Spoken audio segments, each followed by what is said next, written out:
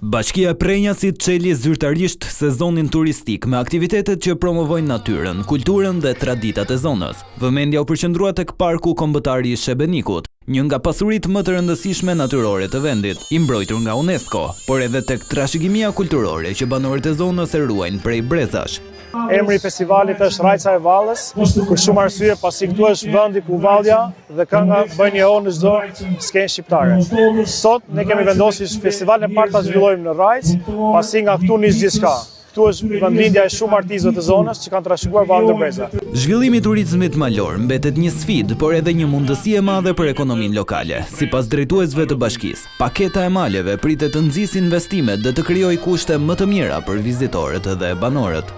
Ky vit e gjen Bashkinë Prenjas me më shumë njësi akomoduese për agroturizëm, edhe një instrument i rëndësishëm i cili na është vënë tani në përdorim është edhe pakete maleve, ku zona jonë ka një potencial të madh për zhvillimin e agroturizmit, dhe me këtë paketë ne do arrijmë që shumë njerëz që kanë aplikuar të marrin lejet pranë bashkisë të zhvillojnë bujtina për të pritur sa më shumë turistë. Pjesë e festës ishte edhe festivali folklorik Rajca e Vallëve, i organizuar për herë të parë në Rajc Sutaj.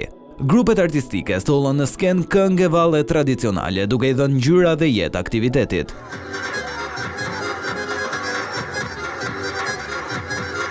Organizatorët synojnë që festivali të kthehet në një traditë të përvitshme, duke bërë Rajcën një tjetër destinacion të rëndësishëm për turizmin kulturor dhe malor në vend.